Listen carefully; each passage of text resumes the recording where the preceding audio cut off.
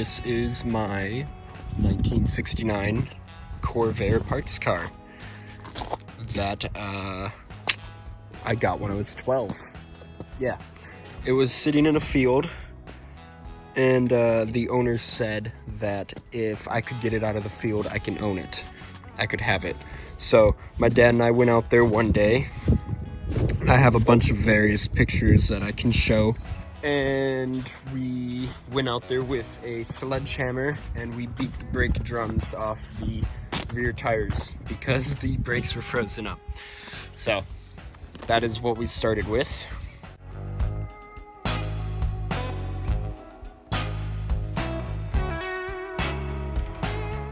And in the photos you see that there was a nasty dent here, and the neighbors who lived there was a kid who lived there who was, I don't know, 17, 18. He was friends with my brother, and he said that he had no idea how that dent got there. And then one day he came over and it accidentally slipped out that he was outside he was outside with some friends on their four-wheelers, and they came across the field here that the car was sitting in, and they decided to run into it with one of their four-wheelers and put a nasty dent in the door. So what my dad and I did was took off the door panel and then just took a 2x4 with the hammer and beat out the dent. And honestly, I love the patina. I love how it's rippled and everything, and the rust. I love that. There was another thing that he said happened, which I'm not sure if I fully believe, but he said one of his friends took the four-wheeler, did a wheelie or something, and then drove up onto the car, over the roof and down, but none of the glass is shattered and the roof didn't collapse. So I'm not sure how real that story was. So yeah, so I was 12 when I got this, and then my other car in there, I was 13. And so I remember being outside working on this, and just want to make sure there's nothing living in it. One time I came out here and I got stung by a very large wasp. It's windy. I hope you guys can hear me. And so I was working on it, doing something, and my dad came out and said that we had a friend who had a running 69 Corvair, and I was like, no, how dare you, this is like my first car, I want to make it work, and my dad said for the price that we're going to be buying that one, you wouldn't even be able to make this one run, and he had a good point. So we bought that one, and this one became the parts car. So it's actually quite cold out, I'm not gonna lie. So if you hear me shivering or shaking or anything, that is why. So it's just a regular 110 2-speed power glide, same as my other one inside. Actually the bumpers are in nice shape, kind of. I want to take these off and put them on my other car. I got them off the front, but the bumper bolts here are so badly rusted. Also has a ball hitch right there. But, and one thing that I want to do is I want to get a Ralph Nader for President bumper sticker. And then I also want to get a Make Love Not War, Woodstock bumper sticker, Summer of '69. So I just think that would be funny. So, yeah, she's pretty crusty. Oh, see the daylight coming through there, back there. So let me put my trunk lid down here.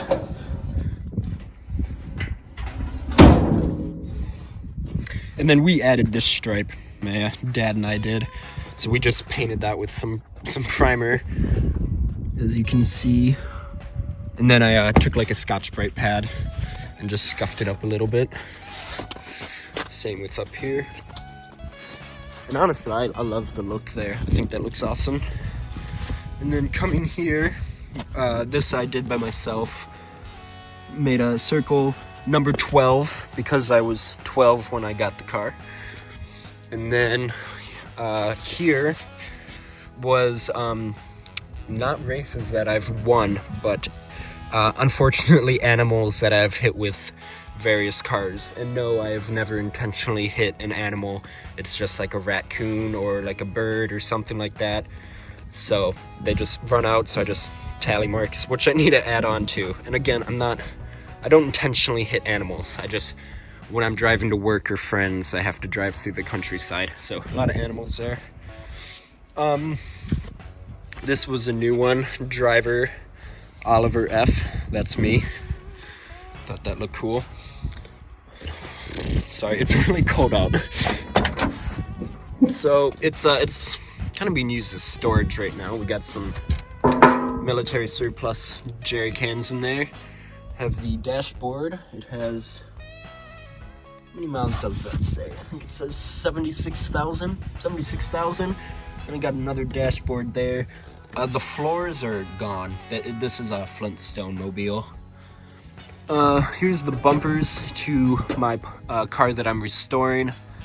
Just various parts, and I do want to clean it out. One cool thing is that this is a bench seat, which is pretty rare, I guess. So I thought that was pretty cool. 6-seater.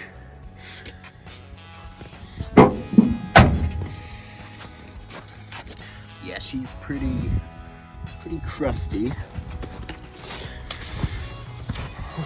Sorry, I'm cold. And then here you can see the where the bumper guards were that I took off and put on my other car. And I'll get to the trunk in a second. Coming along here. Door, I built these wood thingies to get the car off the ground, just because I didn't want all this snow and moisture piled up on it. Again, with the 12, door opens up. Actually, the doors are very nice, like the inner mechanisms and everything. Again, yeah, it's dirty, I'm not gonna lie. Headliner's falling down, but nothing in there. Yeah, so is that. I don't really know what else to say about it.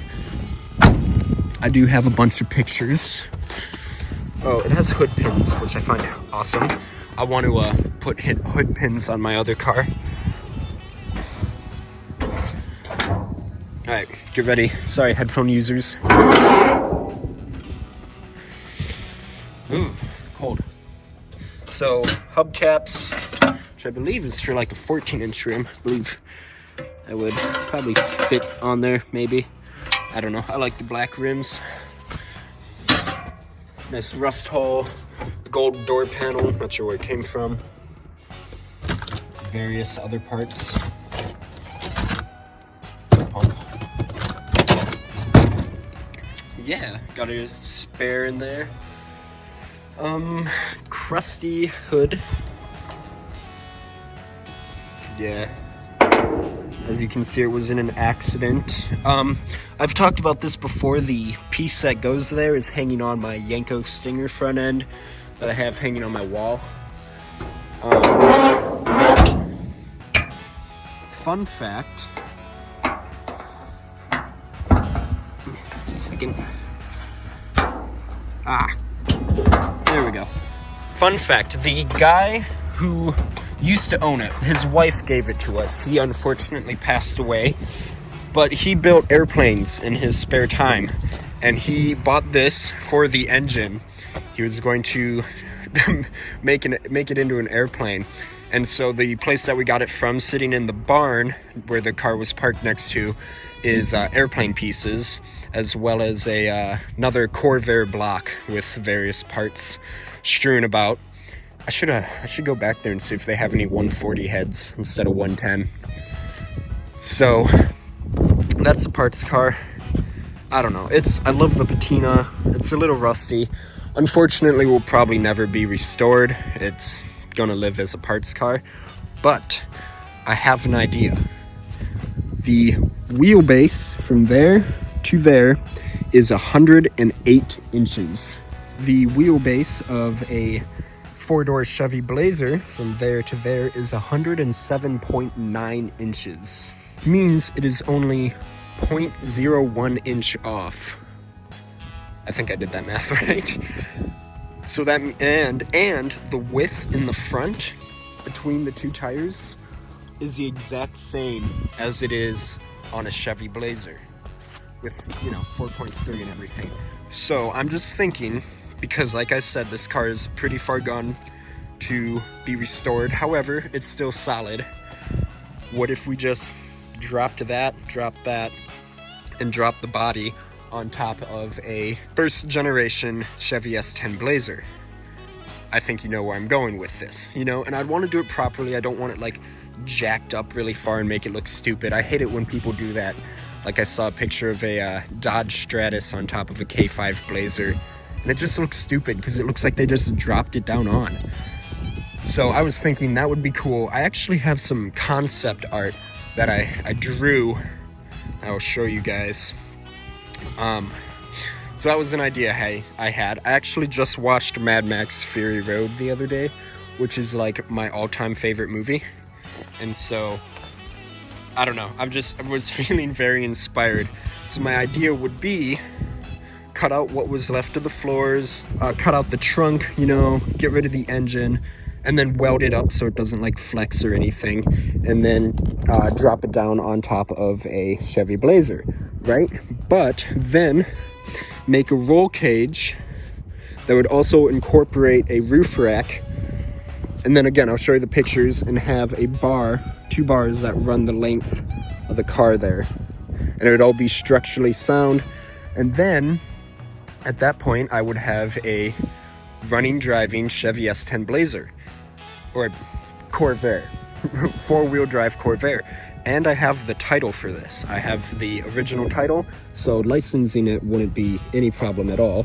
So there's that, and then what was the other thing I was going to say? Oh yeah, on a first gen Blazer like that, this is my new project.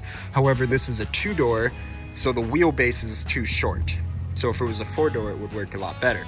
But there is a kit that Summit sells online where you can get everything you need to swap in a 350 small block Chevy. So you got headers, you got motor mounts, you got everything you need to right now put in a 350 Chevy instead of the 4.3. So do that in this, boom. Then I have a 350 Chevy S10 Blazer with a Corvair body, so I could pull a trailer and, drive it all year round, not care if it gets beat up. So that's an idea that I want to do. Another thing that I want to do is John Ludwig. He has I think his is a 65, but like he has like no step written there. I think that would be cool to do on both sides. And then I was thinking about putting like the exhaust port, drilling a hole there or something, and then writing caution hot, something like that. And just, having fun with it. So that's kind of my idea. I'm not gonna do anything with it until my car is done. Ooh, which I have news, I will tell you in a second. So here's one of 3 things that's gonna happen to this car. I am going to either sell it as is with a bunch of extra parts, try to trade it for a Corvair ramp side, or put it on a first generation 4-door Blazer. And of course, document everything on YouTube. So I will show you my concept art for what I've been thinking of. You can see the roll cage and everything. And in the meantime, I will head inside and show you the new Corvair part that I got.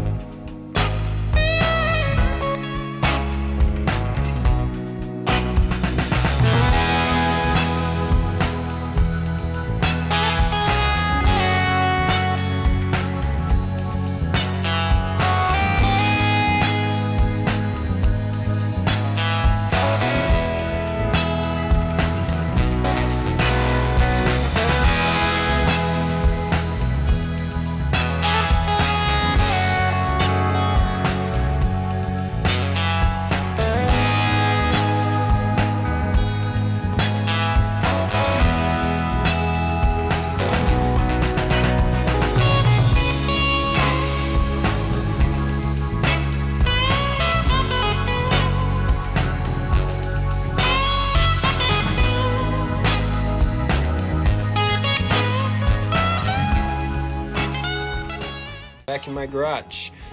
And here is my new piece that I got straight from Clark's Corvairs. And I've been waiting on this for, I don't even know how long. And I said to my family, hey, when this comes in the mail, let me know. And then it came in the mail and they didn't tell me. It was just sitting in a box. And then my nephew was like, oh, hey, you got a package. And I was like, oh, sweet. What is it? And then I found out it's this, and I don't know how long it's been sitting there. But, you know, whatever. So, it came, I literally opened this today, and it came out like this. I'm not sure if that's rust or whatever that is, so whatever, I'll clean it. I'm not upset or anything. So that's how it's supposed to look, and that is how mine looks. So, yeah, so a few things to note. It's kind of weird, but I'm okay with it. But that, and that isn't welded, but that's okay. So I'm thinking, because, alright, don't fall, about cutting the seam here, like where there's no rust, here, instead of all the way up there, because that'd be so much work. Because I just need the floor. I don't need the siding, because the siding is solid. You know, it's only, whoa, don't fall, please don't fall. Okay, you know, so that's what I'm thinking about doing. And that's what I'll probably end up doing. I'm not ready to replace the floor in this yet. I got some other things I want to take care of. So, but that will be coming up in an upcoming video. One problem, though, is that I don't want to be welding or grinding when the gas tank is right there. So that means that I need to drop the gas tank, but in order to drop the gas tank, I have to drop the front suspension. So, yeah, so what we're gonna do, we're gonna try to get this welded in one day. So we're going to come out in the morning, lift up the car, put jack stands under it, drop the front suspension, which is like 6 bolts, which is crazy to me. 6 bolts hold in the front suspension. I just watched a video from Dave Motohead. Don't know if you guys have heard of him, but he's probably like the guy to go to when you need anything Corvair related. So I watched his video and he made it look super easy. He did it in like 15 minutes, which is crazy. He dropped the gas tank and the front suspension. So that's what we're gonna do. We're gonna follow his tutorial, and then we're gonna get that welded in, good to go, and then put everything back up. Because I don't want the car just, you know, hanging around here without a front suspension, because then we can't move it. So it needs to be done really fast. So that's what's going to happen. But in the meantime, an upcoming video, I'm probably going to finish working on the front fenders, which I said in a previous video. If I can get the doghouse done, then that'll be good to go. So that's what I'll probably do. And yeah, so I have some stuff planned. So I thought I'd make a video on my parts car just to get another video out there and hear what you guys think. Seriously, I do want your opinion. Should I sell it as is to a Corvair enthusiast? Again, it is a 69, but it's in rough shape. Or should I try to trade it for a ramp truck? Or should I throw a 4x4 running gear underneath it and do a good job? So remember to like, comment, and subscribe. And again, tell me your opinion. I want to hear it. And we will see you in the next video.